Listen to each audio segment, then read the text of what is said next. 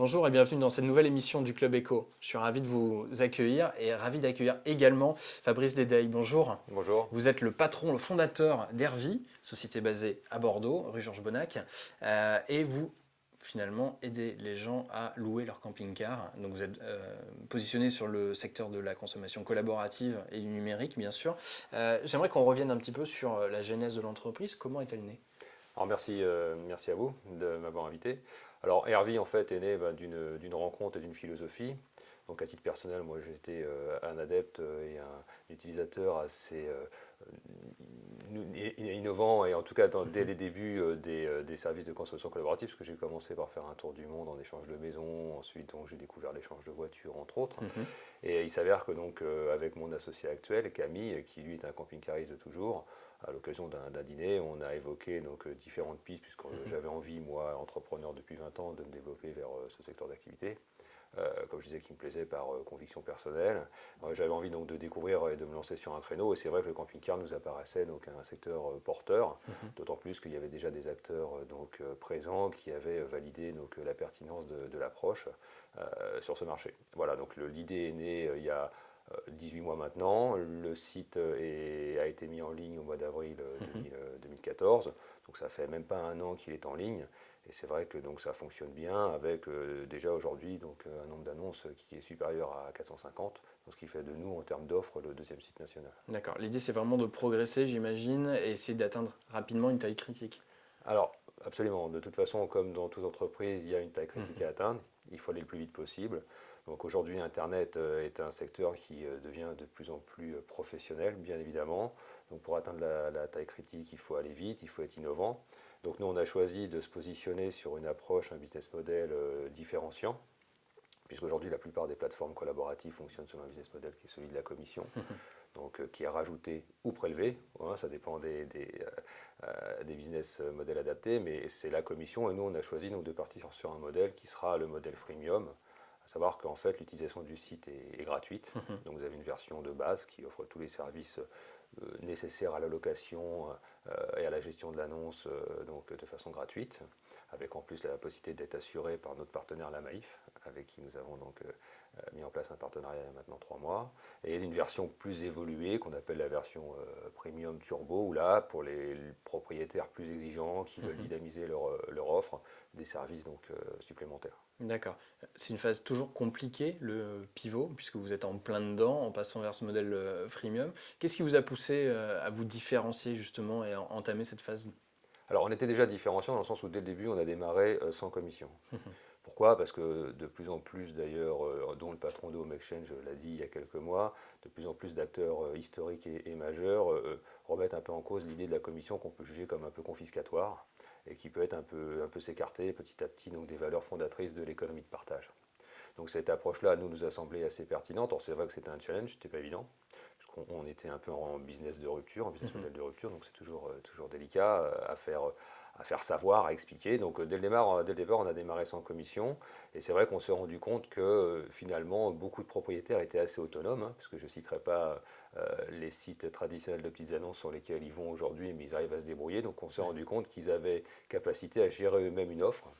Et donc c'est par rapport à ça que l'idée est venue petit à petit, on a mûri, hein. Vous savez, une start-up, en fait, c'est savoir se remettre en question Oui. en permanence, il ne faut pas s'accrocher à quelque chose. Et donc c'est aussi les retours d'expérience qui nous ont fait donc, adopter ce business model. Voilà, donc une offre freemium où les propriétaires autonomes ont accès à tous les services et peuvent louer leur camping-car de façon donc indépendante, et une offre premium aujourd'hui avec des services supplémentaires. Voilà. Mais toujours sans commission, hein. Il n'y a pas de commission appliquée sur les loyers ou prélevée sur les loyers. D'accord. Est-ce que la question de la levée de fonds est d'actualité chez vous? Alors bien sûr, hein, dans un monde aujourd'hui très concurrentiel, hein, le marché de l'économie collaborative en général, mais bien sûr du transport, hein, que ce soit automobile ou camping-car, est un marché qui est assez concurrentiel. Donc on a besoin de moyens pour se développer. Le coût et forcément les investissements nécessaires au développement sont plus facilement absorbés si on arrive à s'ouvrir sur d'autres marchés. Alors il y a le marché national, mais bien sûr il y a les marchés européens, et pour ça on a besoin de capitaux, ça c'est clair. Donc la levée de fonds, ça fait partie bien sûr des projets qui accaparent 30 ou 40% du temps des créateurs et des fondateurs. Alors ça se fait plus ou moins rapidement, il y a un bon timing pour la levée de fonds.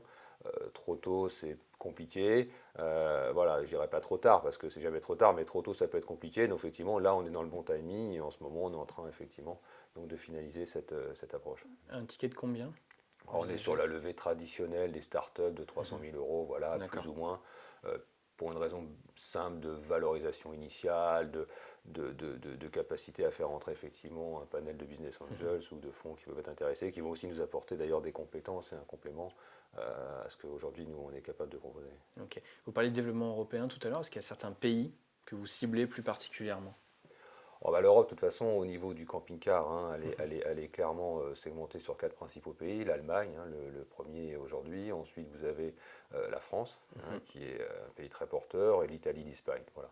Les pays scandinaves arrivent maintenant, se développent, mais ça reste encore des pays en taille plus petite. Donc on ne va pas aller chercher les pays un peu marginaux, on va se concentrer sur les pays les plus porteurs. Voilà. Donc les quatre principaux, Allemagne, bon, France on y est déjà, Espagne et Italie. Ok. Ma dernière question portera sur la question de la French Tech. La labellisation est acquise pour Bordeaux et sa métropole. C'est une excellente chose, effectivement. Maintenant, qu'est-ce que l'on fait? Est-ce qu'il y a certains sujets qui vous semblent absolument prioritaires et qui doivent figurer absolument dans le programme d'action de French Tech Bordeaux? Bah, il me semble qu'effectivement c'est une très bonne chose, bon ça c'est clair, ça va donner de la visibilité à nos startups, à notre économie numérique. En plus c'est vrai que l'écosystème numérique de Bordeaux est très dynamique, très actif, on a beaucoup de startups prometteuses qui ont vu le jour ici, ça c'est clair, et en France en général d'ailleurs. Mais pour parler de Bordeaux, bon, on attend en fait de la French Tech un soutien, alors je ne veux pas vous dire, mais effectivement en général les startups, le premier soutien dont elles ont besoin de compétences mais de fonds, donc ça on attend bien évidemment des capitaux, hein. Il y en a qui ont été promis, on va voir comment ils vont être attribués. Aujourd'hui, les créateurs, les fondateurs passent beaucoup de temps à monter des dossiers de financement. C'est complexe. Ce serait bien qu'on arrive à avoir quelque part une sorte de guichet unique où on peut effectivement avoir accès à des ressources, qu'elles soient publiques ou privées, des mutualisations. Ça serait une bonne chose. Après, la visibilité donnée par le label French Tech au niveau international ou national et international va aider aussi, hein, bien évidemment, à ces startups à avoir cette audience et à bénéficier d'un regard un petit peu plus large des investisseurs potentiels, donc ça c'est une très bonne chose. Et puis après les moyens, le développement voilà, de nouveaux incubateurs, l'accompagnement par effectivement des pôles de compétences, tout ça va faire qu'effectivement l'économie numérique ne peut qu'en bénéficier et se développer sur Bordeaux. Fabrice Dedaye, merci beaucoup. Bonne route à Hervy, si vous Merci. me permettez l'expression. Merci à vous d'avoir suivi cette émission. Rendez-vous très vite à nouveau pour le Club Éco. Je vous souhaite une excellente journée. À bientôt, au revoir. Merci à vous.